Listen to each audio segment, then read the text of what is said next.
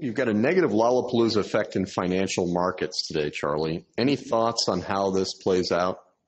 Well, when it's this bad, I think there will be some reaction and some change in practice and some change in laws. And if we don't get changes in laws, they'll change the labels. When they reinvent CDOs, they'll have some different name. They have poisoned that name permanently. And but I think the lessons are just unbelievably important. Advanced civilization did not need this much mess. We didn't need this much lying. We did not need this much crazy, envy-driven pursuit of unreasonable gains with no conceivable social contribution. This was not a pretty scene. And yet it was something like the South Sea Bubble. As long as it was going on, like, nobody wanted anybody to criticize the party. And no, so I think there will be changes. Do I anticipate great wisdom from our legislative class? I hope not. Well, they gave us the problem in the first place. I mean, they repealed, let's take the simple little subject of margin requirements. Mm-hmm. In the 20s, we had a great mess caused by 90% loans against stock and rampant speculation and so on. So they passed tough rules giving the Federal Reserve the right to control margins, which they did for a long time. And the banks had to apply it. There was none of this crazy credit when I was young. If you wanted to buy securities frequently, you had to put up 50%, sometimes 75%, sometimes 100% of the price of the security. Fade in, fade out. The class that was going to make money out of running derivative exchanges and all kinds of things, option exchanges, wanted the equivalent of a new gambling parlor where they could be the croupier.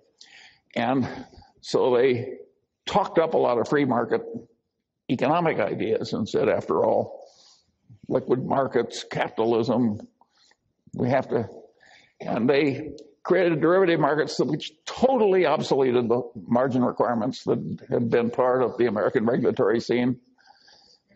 Human nature needs margin requirements, just as it needs restrictions on selling heroin to 14-year-olds. And our legislative class, item by item, repealed all that stuff. And once it started making money, they just multiplied it. And then they got into systems where the clearance is a huge problem. And we're starting to see that now in some of these obligations where you can have the contract, but the contract can't clear. The other guy's not good for it. The procedures are not proper. It's like his insurance company that insured against hurricanes until it came to the island where they wrote the insurance. It's like what I call the accounting for Berkshire's derivative book. It's a new class of asset entitled good until reached for. By the way, it was $400 million that the accountants blessed. But when we reached for it, it just went to mist. I don't think that you should have a lot of assets on your books that are in the category good until reached for. Anyway, this thing just morphed into this diseased outcome.